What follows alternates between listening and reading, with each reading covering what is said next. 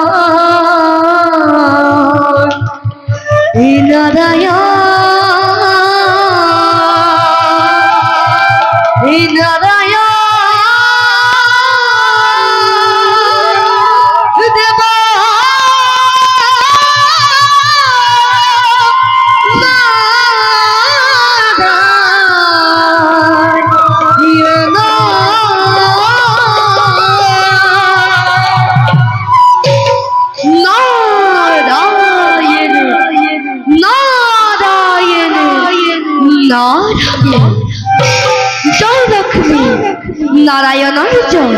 আহক দেৱৰ্ষি, প্ৰণাম গ্ৰহণ কৰক। আয়ুষ্মান ভৱ, উঠা দেৱী। হে ভীষ্মক নন্দিনী, মই তোমাৰ সকলো কথা বুজি পাইছো। পিছে যাক তুমি অন্তৰত স্থান দিছা, হে তেওঁক জানো ইমান সহজতে পাব পাৰিবা? কৃষ্ণ আৰু সেই দ্বাৰকাৰ কৃষ্ণ কিন্তু মহা কপটীয়া। তেওঁ গকুলত দিনে নিশাই গৰু চৰি ডাঙৰ হোৱা সেই কলীয়া কৃষ্ণই জানো তোমাৰ অন্তৰৰ কথা বুজিব পাৰিব? নাৰায়ণ নাৰায়ণ, মিছা কথা। মই হলে সকলোৱে বিশ্বাস কৰিব পৰা নাই। দেৱৰী সখী কয়, তাকেই মিছাকৈ সখী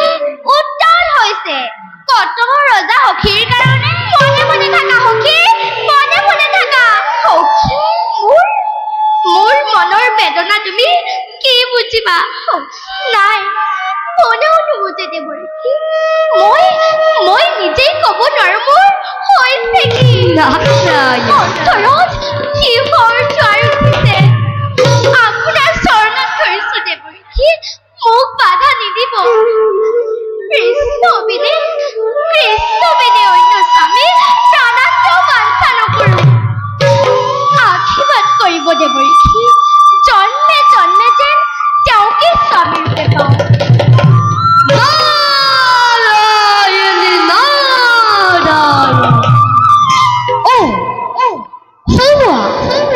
মহাৰাজ এইফালে আহিব ধৰিছে মই তোমাৰ মনৰ সংকল্প মহাৰাজক জনাম কৃষ্ণৰ লগত তোমাৰ বিবাহৰ প্ৰস্তাৱনী যদিহে মহাৰাজ সন্মত হয় তেন্তেতো ভালৰেই কথা নাৰায়ণ নাৰায়ণ হাই রুক্মিণী পিতা হাই রুক্মিণী পিতা উঠ রাই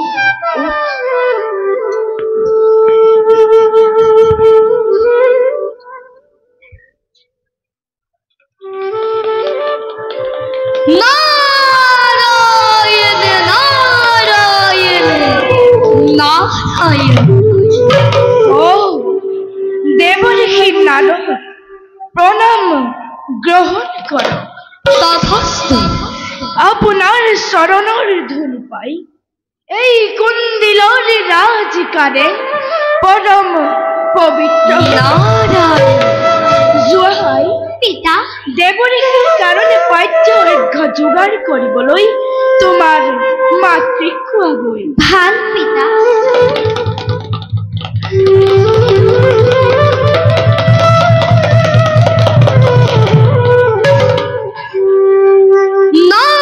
নাৰায়ণ নাৰায়ণ মহাৰাজ দেবঋষি অতি ভাগ্যবান আপুনি সঁচা দেবঋষি ভাগ্যবান বুলিয়েই তো আপোনাৰ শ্ৰী চৰণ দৰ্শন কৰিবলৈ সুযোগ পাইছো মহাৰাজ দেবঋষি আপোনাৰ গৃহ স্বয়ং লক্ষ্মী দেৱীয়ে জন্মগ্ৰহণ কৰিছে বৈকুণ্ঠেশ্বৰী লক্ষ্মী আচৰিত নহব মহাৰাজ আই ৰুক্মিণী স্বয়ং লক্ষ্মী আৰু নাৰায়ণ জন্মগ্ৰহণ কৰিছে দ্বাৰকা শ্ৰী কৃষ্ণ ৰূপে দুয়োৰে মিলনত মই সমগ্ৰটো মহাৰাজ দেবঋষি আই ৰুক্মিণীৰ বিবাহৰ উপযুক্ত সময় এতিয়া আজ্ঞা পালে দ্বাৰকালৈ গৈ যদুপতি কৃষ্ণকে মিলনৰ প্ৰস্তাৱ দিব পাৰোঁ লক্ষ্মী নাৰায়ণৰ মিলন চাবলৈ স্বৰ্গৰ দেৱতাসকলে বাঞ্ছা কৰি আছে এতেকে পলম কৰাৰ নাই প্ৰয়োজন মহাৰাজ ৰুক্মিণীৰ বিয়া স্বয়ং নাৰায়ণৰ লগত মোক চালনা নকৰিবা দেৱঋষি মোক চালনা নকৰিবা মহাৰাজ চালনা নহয় ই সত্য সত্য হয় মহাৰাজ ই সত্য মোৰ সোণৰ প্ৰতিমা কুন্দিলৰে আলাসৰে লাডু ৰুক্মিণীৰ বিয়া স্বয়ং নাৰায়ণৰ লগত এই মোৰ অতি সৌভাগ্যৰ কথা দেৱঋষি মহাৰাজ ভাৰতৰ পূব সীমান্তৰৰ পৰা পশ্চিম সীমান্তৰ সাগৰৰ বক্ষত থকা দ্বাৰকালৈ মোৰ আই ৰুক্মিণীক বিয়া দিম একেডাল প্ৰেমৰ দোলেৰে বান্ধ খাব জন্ম দি পাৰো খবৰ নভানো মই বিশ্বাস কৰিবলৈ টান পাইছো দেৱঋষি সংশয় নকৰিব মহাৰাজ দেৱঋষি লক্ষ্মী নাৰায়ণৰ মিলন অৱশ্যেই হ'ব লাগিব মই সেই বৈকুণ্ঠত চাই আহিছো শুভ দিন সমাগত তাকেই চাই এই মিলন কথকি নাৰদৰ বিলখনি অসীদতে ললিত পঞ্চহুরত বাজিছিব ও নারায়ণ হে নারায়ণ হে নারায়ণ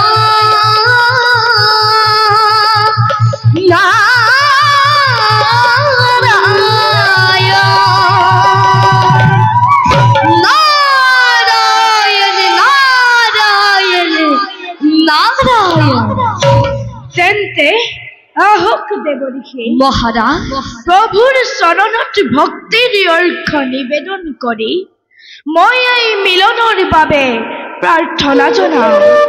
শুভ অতি শুভ মই এতিয়াই দ্বাৰকলৈ যাত্ৰা কৰিম। নাৰায়ণ নাৰায়ণ।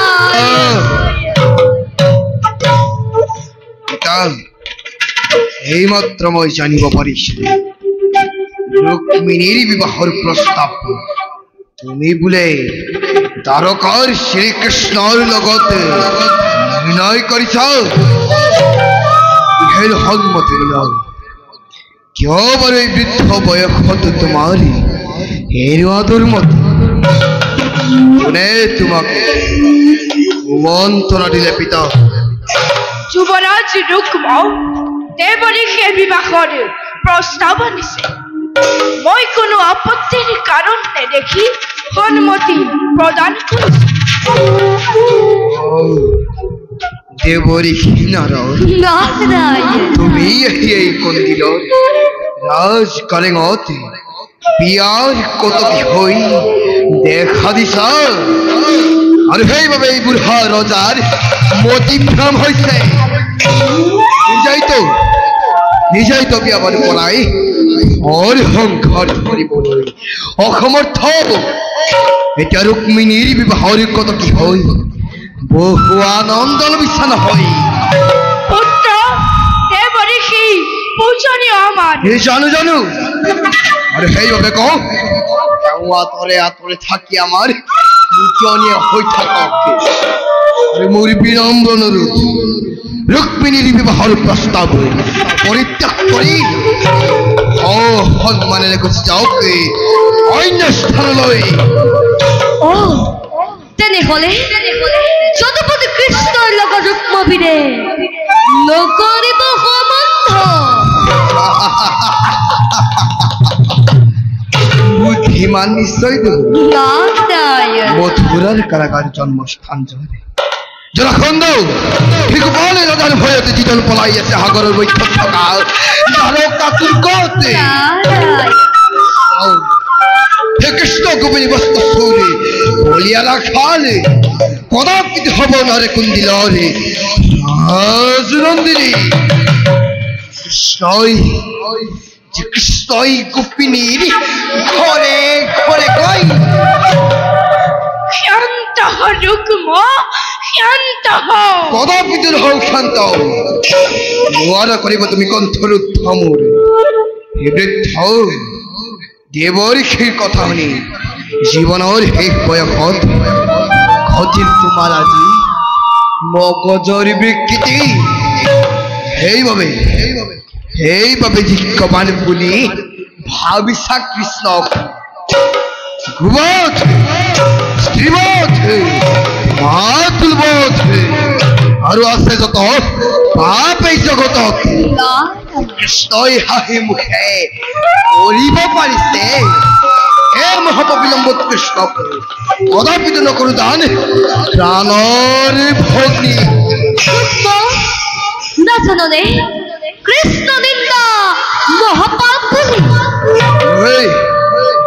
নহয় মহাপাপ মই দেখাব কৃষ্ণৰ নিন্দা মহাপাপ বুলি নাৰায়ণ মই কৰিছো প্ৰতিজ্ঞা যেতিয়ালৈকে তপ্ত তেজ ৰাজকুমাৰী কেতিয়াও জীবনী দুবৰ মাল্যদান সেই কৃষ্ণৰ ডিঙিত দৰভৰ বৃদ্ধ ৰজা ৰাণী থাকে যদি মোৰ বিপক্ষত হয় যদি অন্তৰায় এই সমগ্ৰ জগত তথাপিও জানিব দেখি এই ৰুক্মৰ প্ৰতিজ্ঞা অচলত অবাবতে অলপ কথাতে অঙ্গীকার করিব না পাই বহুবার ভাবি চিন্তি চাইকে প্রত্যেক কথারে সিদ্ধান্ত লব লাগে সবাই ভাবি চাইছো এতিয়াও তোমাৰ দৰে মোৰ মগজৰে বিকৃতি ঘটা নাই ৰুক্মিণীৰ উপযুক্ত যোগ্যৱান দৰাৰ বাবে তোমাক অনৰ্থক চিন্তা কৰাৰ আৱশ্যক নাই মোৰ বন্ধু চেদিৰাজ শিশুপালৰ নিচিনা ৰূপৱান বলৱান আৰু অতি বিখ্যাত বীৰ দ্বিতীয়জন নাই তেওঁকে সবিনয় মতাই আনি কন্যা সম্প্ৰদান কৰা পিতা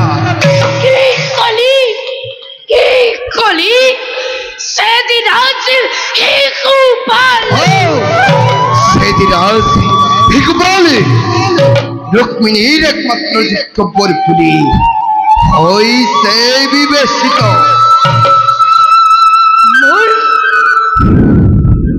মোৰ ঘূৰাইছে মহাৰাজ সকলে আগত ভূমণ্ডল লৰিব লাগিছে হে দেৱঋষি মহাৰাজ মই যে উপায়হীন মোক এটা উপায় দিয়ক দেৱঋষি মোক এটা উপায় দিয়ক হে মহাৰাজ উপায় দিবলৈ মই যোগ্যজন নহওঁ তথাপিতো শুনিছে যেতিয়া কওঁ ৰাজকুমাৰীৰ ভয়ংকৰ পতা হওঁ আপুনি ইচ্ছাৰে তেওঁৰ স্বামী নিৰ্বাচন কৰা যদি কোৱাৰ মতে সেই শিশুপালেই যোগ্যজন হয় তেন্তে তেওঁ কোঁৱৰীৰ মাল পাব নে কি কোৱা কোন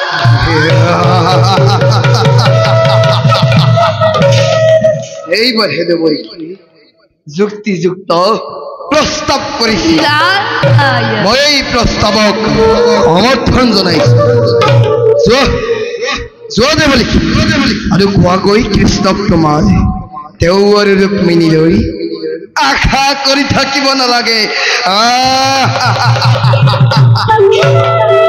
ৰুক্মই স্বয়ম্বৰ সভাৰ কৰিছে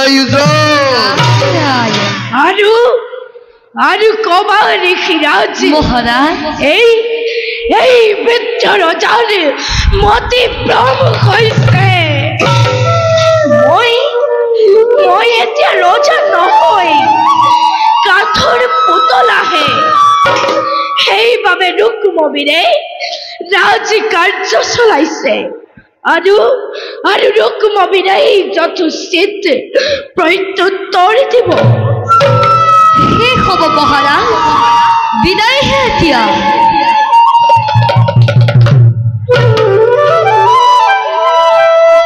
যন্ত্ৰৰ ইচ্ছামতেহে যন্ত্ৰ চলিব আমিতো তাৰ নিমিত্তহে মাথো